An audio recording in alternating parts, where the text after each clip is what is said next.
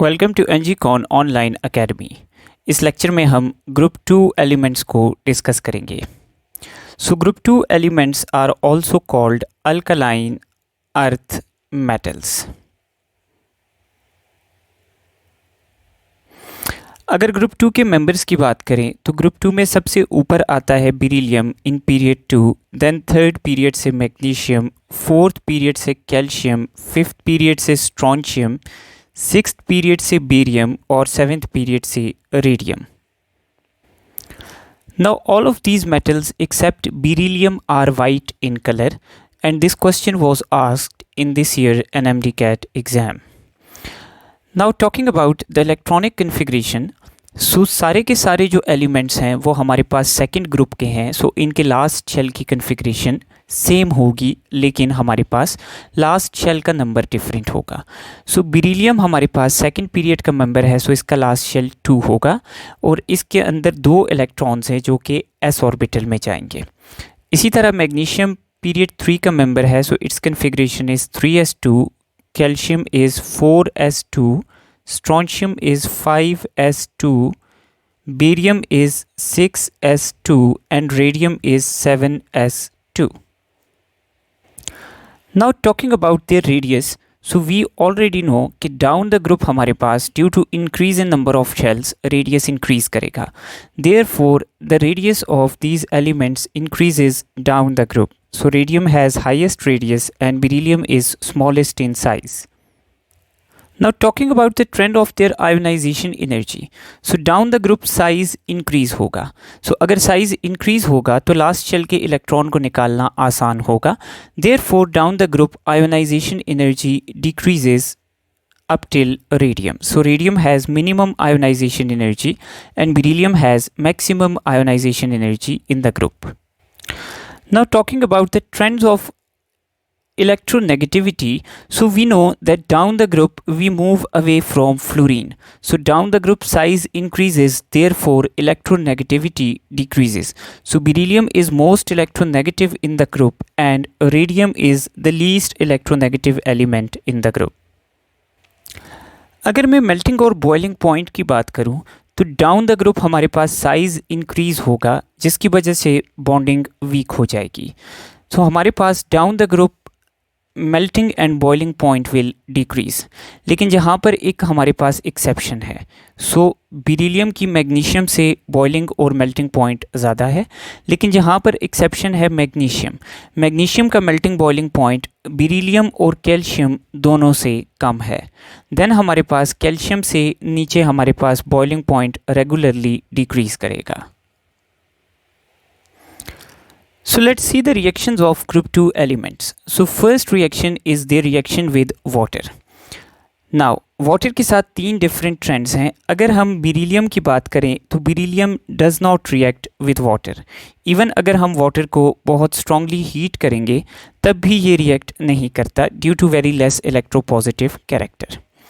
Now अगर magnesium की बात करें तो मैग्नीशियम हमारे पास बर्न करेगा इन स्टीम। सो मैग्नीशियम को अगर हम स्टीम के साथ रिएक्ट करवाएंगे, so magnesium will burn in steam and give us magnesium oxide solid along with the release of water as vapour. sorry, hydrogen gas will be released, not water. So magnesium will give magnesium oxide and hydrogen gas with steam. Rest all the other elements means calcium, barium and strontium, they will react with water और ये हमें water के साथ react करके corresponding hydro oxide देंगे और साथ में hydrogen gas will be released. So let's review the trend. Beryllium will not react with water, magnesium steam के साथ रिएक्ट करेगा और मैग्नीशियम ऑक्साइड और हाइड्रोजन देगा, जबकि बाकी कैल्शियम, बेरियम और स्ट्रॉन्शियम वाटर के साथ रिएक्ट करेंगे, इवन कोल्ड वाटर के साथ भी, और हमें कॉरिस्पॉन्डिंग हाइड्रो ऑक्साइड और हाइड्रोजन गैस देंगे। Now talking about their reaction with oxygen. So सबसे पहले बात करते हैं बेरिलियम और मैग्नीशियम की। सो बेरिलियम को अगर हम स्ट्रांगली हीट करेंगे ऑक्सीजन गैस के साथ तो हमारे पास बेरिलियम ऑक्साइड देगा। इसी तरह हमारे पास अगर हम मैग्नीशियम की बात करें तो मैग्नीशियम को जब हम ऑक्सीजन के साथ हीट करेंगे तो ये मैग्नीशियम ऑक्साइड देगा। नाउ कीप इन माइंड कि हमारे पास ये जो दोनों ऑक्साइड्स हैं ये हमारे पास मेटल के इर्द गिर्द बनती हैं और ये मेटल के इर्द गिर्द एक प्रोटेक्टिव कोट बनाती हैं which prevents further reaction of the metal with oxygen. Now calcium will react with oxygen and give us calcium oxide which is also called quicklime. Now अगर हम स्ट्रॉन्शियम और बेरियम की बात करें तो स्ट्रॉन्शियम और बेरियम जब हमारे पास ऑक्सीजन के साथ रिएक्ट करेंगे तो they are more reactive metals. ये हमें एक तो नॉर्मल ऑक्साइड देंगी, इसके साथ साथ ये हमें पर ऑक्साइड भी देंगी। तो strontium and barium both give a mixture of normal oxide and peroxide. So this is important here that strontium and barium also form peroxides with oxygen among the group 2 elements. So the trend of reactivity becomes that down the group the reactivity increases. So reactivity increases in both the cases down the group, even with water or with oxygen. The third reaction of these elements is with nitrogen gas. Now keep in mind that group 1 elements do not react with nitrogen except the element lithium. Now lithium reacts with nitrogen in the air and gives us lithium nitride. Now talking about group 2 elements, all the elements react with nitrogen. सो सारे elements nitrogen के साथ react करके corresponding nitride देंगे। सो Be3N2 is formed. इसी तरह magnesium nitride बनेगी Mg3N2। So the formula of nitride will be X3N2। Keep in mind that this question has also been asked in previous exams. Now beryllium की nitride के बारे में important बात यह है कि बाकी जितनी भी ग्रुप 2 की नाइट्राइड्स बनेंगी all of them will be ionic in nature, but beryllium nitride will be covalent in nature. Now let's talk about the solubility of some of the group 2 element compounds. So सबसे पहले group 2 की hydroxides की solubility को देखते हैं। सो अगर हम beryllium की हाइड्रोक्साइड को देखें तो it is insoluble in water. Magnesium hydroxide is very very sparingly soluble, ये बहुत वीकली डिज़ोल्व होती है। Calcium oxide is partially soluble and then strontium and barium hydroxides are soluble in water. ये water में dissolve होके हमारे पास अपना respective positive ion देंगे और साथ 2 हाइड्रोक्सिल आयन्स बनाएंगे। सो अगर हम हाइड्रोक्साइड्स की सॉल्युबिलिटी का ट्रेंड देखें तो हाइड्रोक्साइड्स की solubility increases down the group.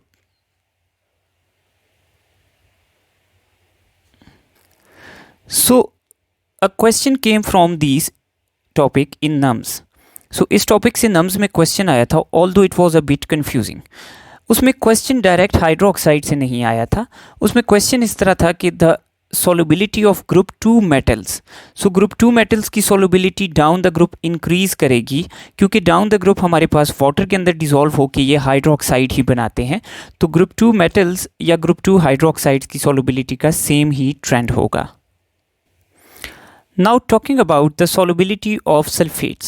So अगर हम down the group जाएं तो down the group the solubility of sulfate decreases. Keep this in mind that hydroxides की solubility down the group increase करती है, जबकि sulfates की solubility decrease करेगी। We will be discussing the reason after we are completed with this trends of solubility.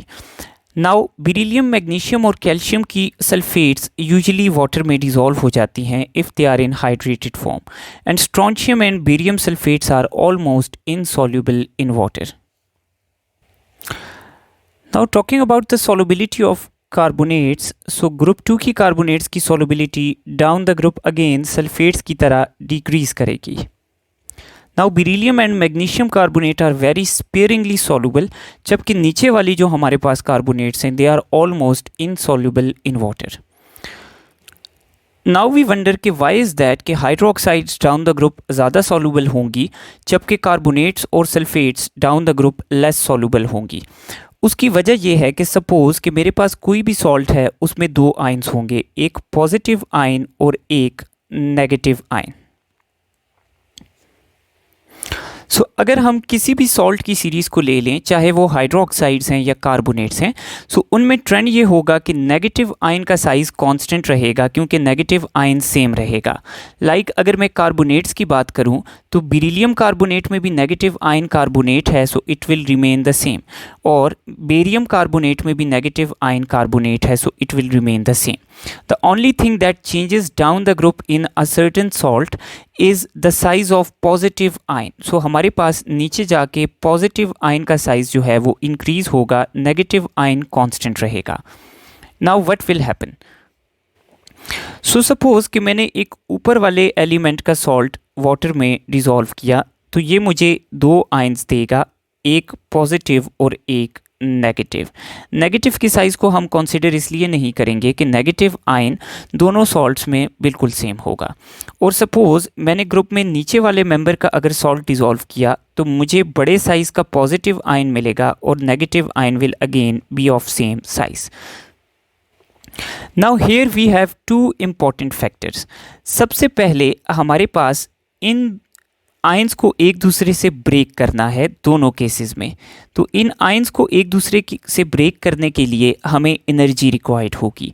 इस energy को हम कहेंगे lattice energy. So in both the cases we require a certain amount of lattice energy to break the two ions from each other. अब अगर हम lattice energy का trend देखें तो डाउन द ग्रुप हमारे पास एलिमेंट्स का साइज़ इंक्रीज होगा। तो जब पॉजिटिव आयन साइज़ में बड़ा हो जाएगा तो इसकी लैटिस एनर्जी कम हो जाएगी और हमारे पास नीचे वाले सॉल्ट्स की लैटिस एनर्जी कम है, इनको ब्रेक करना आसान है। सो जब हम डाउन द ग्रुप जाते हैं तो डाउन द ग्रुप एलिमेंट्स की हमारे पास जो लैटिस एनर्जी है वो डिक्रीज करती है due to increase in the size of ion. Now second factor जो इन्वॉल्व है कि जब हमारे पास एक सॉल्ट वाटर में डिज़ोल्व हो जाएगा तो उसके बाद वाटर के मॉलिक्यूल्स इसके इर्द गिर्द आएंगे और इसको सॉल्वेट करेंगे, इसके साथ वो अपनी फोर्सेस बनाएंगे आयंस के साथ। तो इस प्रोसेस को हम कहेंगे हाइड्रेशन। अब इस प्रोसेस में हमारे पास एनर्जी रिलीज़ होगी, तो इस केस में hydration energy will be released and यहाँ पे भी हमारे पास ये आयन सॉल्वेट होंगे और hydration energy will be released. अब हाइड्रेशन एनर्जी का डाउन द ग्रुप क्या ट्रेंड है? तो down the group as we have studied कि डाउन द ग्रुप साइज बड़ा हो जाता है जिसकी वजह से हाइड्रेशन एनर्जी हमारे पास अगेन डिक्रीज होगी। नाउ अगर हमारे पास जिस सॉल्ट की हाइड्रेशन एनर्जी ज़्यादा है लैटिस एनर्जी से, सो इसका मतलब है कि इस सॉल्ट को डिज़ोल्व करने के प्रोसेस में ज़्यादा एनर्जी रिलीज़ होगी और कम एनर्जी एब्जॉर्ब होगी। तो ऐसे सॉल्ट्स की डिसोल्यूशन का जो प्रोसेस है वो एक्सोथर्मिक होगा और ऐसे सॉल्ट्स ईजिली सॉल्युबल होंगे।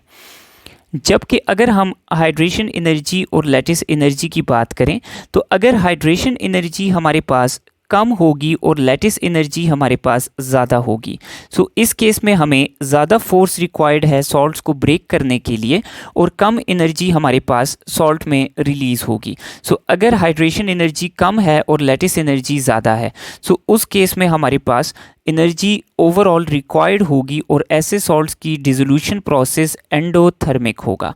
तो ऐसे सॉल्ट्स को डिसॉल्व करना मुश्किल होगा। नाउ अगर हम हाइड्रोक्साइड्स की बात करें तो हाइड्रोक्साइड्स की solubility down the group increase करती है। इसका मतलब क्या है?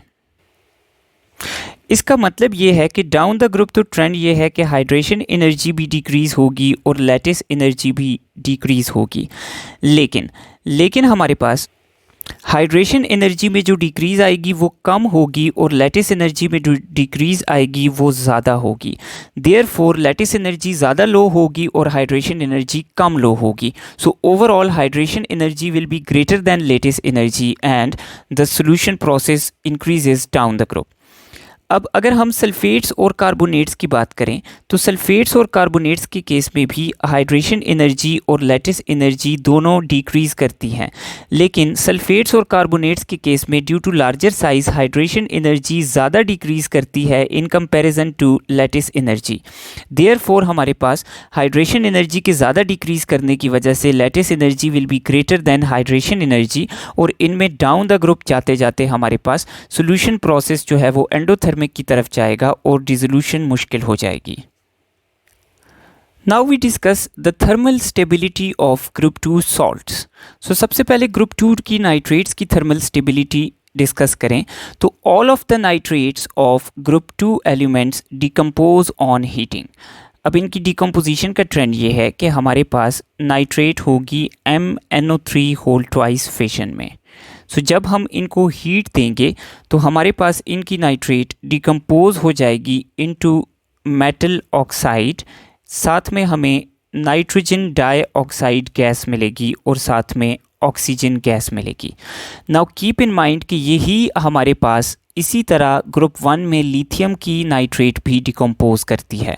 सो लिथियम की नाइट्रेट की डिकम्पोजिशन बिल्कुल ग्रुप 2 के एलिमेंट्स की नाइट्रेट्स की तरह है। नाउ अगर हम डाउन द ग्रुप जाएं तो डाउन द ग्रुप हमारे पास stability of decomposition increases. So increases down the group stability of nitrates increases और हमारे पास इनको डिकम्पोज करना मुश्किल हो जाता है, for the same reason that we have discussed previously in group 1 elements. So talking about carbonates of group 2 elements, so group 2 elements की carbonates भी decompose होंगी on heating. So जब हम किसी भी कार्बोनेट को हीट देकर डिकम्पोज करेंगे तो ये हमें मेटल की ऑक्साइड देगी और साथ में carbon dioxide gas will be released.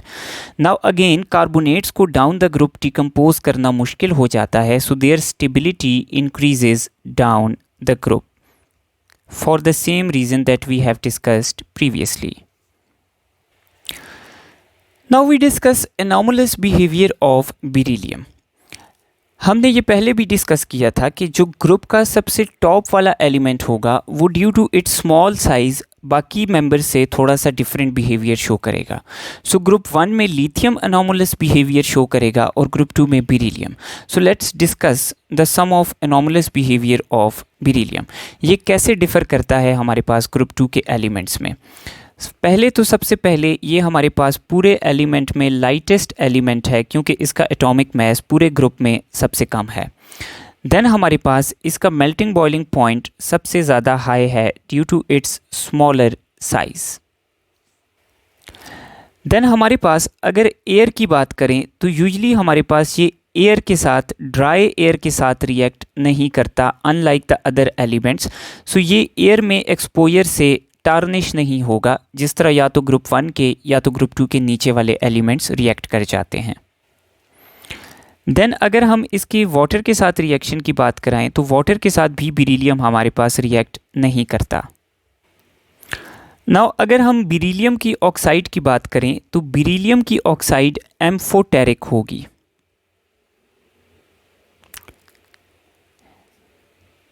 जबकि बाकी ग्रुप 2 के एलिमेंट्स की ऑक्साइड्स बेसिक होगी। Then talking about the oxides, the chlorides and the nitrides of beryllium. So beryllium के जो हमारे पास कंपाउंड्स हैं ये ज़्यादातर कोवलेंट कैरेक्टर शो करेंगे। This is due to very small size of beryllium and high polarisation power of beryllium. Now अगर हम बेरिलियम के फ्लेम टेस्ट की बात करें तो बेरिलियम का जो फ्लेम टेस्ट है इट विल बी नेगेटिव, ये कोई कलर नहीं देता फ्लेम को। देन अगर हम बात करें बेरिलियम की ऑक्साइड की तो बेरिलियम की जो ऑक्साइड है it is insoluble in water, जबकि बाकी ऑक्साइड्स वाटर के अंदर या तो पार्शली या तो फुली डिज़ोल्व होकर कॉरस्पॉन्डिंग हाइड्रोक्साइड देगी। Then talking about reaction of beryllium with acids, so acids के साथ ये रिएक्ट करके हाइड्रोजन गैस लिबरेट नहीं करेगा, जबकि बाकी ग्रुप 2 के एलिमेंट्स एसिड के साथ रिएक्ट करके सॉल्ट बना देंगे और हाइड्रोजन को बाहर निकाल देंगे। So these are some of the anomalous behaviours of beryllium. Now अगर हम बेरिलियम क्लोराइड की बात करें तो बाकी ग्रुप 2 की जितनी भी क्लोराइड्स हैं ये आयनिक होंगी, जबकि बेरिलियम की क्लोराइड कोवलेंट होगी। उसकी वजह क्या है? उसकी वजह है very small size of beryllium. Now we have studied कि स्मॉल साइज पॉजिटिव आयन की पोलराइजेशन पावर ज़्यादा होती है, और ज़्यादा पोलराइजेशन पावर वाले जो हमारे पास आयन्स हैं they usually form covalent compounds according to Fajans rule. Now अगर हम बेरिलियम की ऑक्साइड या हाइड्रोक्साइड की बात करें तो it is amphoteric in nature, यानी ये हमारे पास बेसिक की बजाय एम्फोटेरिक है, बोथ एसिड्स एंड बेसिस के साथ रिएक्ट करेगी। फॉर एग्जांपल अगर हम बेरिलियम हाइड्रोक्साइड को किसी बेस के साथ रिएक्ट करवाएं, so for example I reacted with a base NaOH, सो ये हमें बेस के साथ रिएक्ट करके एक कॉम्प्लेक्स सॉल्ट बना के देगी, सोडियम टेट्रा हाइड्रोक्सो बिराइलेट। सो ये हमें सोडियम टेट्रा हाइड्रोक्सो बिराइलेट सॉल्ट बना के देगी। सो यूँ हमारे पास ये बेस को न्यूट्रलाइज कर देगी। और अगर हम इसको एसिड के साथ रिएक्ट करें, सो अगेन एसिड के साथ ये रिएक्ट करेगी ऐसा बेस। सो अगर हम इसको HCl के साथ रिएक्ट करें तो ये हमें न्यूट्रलाइजेशन के रिजल्ट में सॉल्ट प्लस वाटर बना के देगी। So it is amphoteric oxide. So this is all about group 2 elements. Thank you.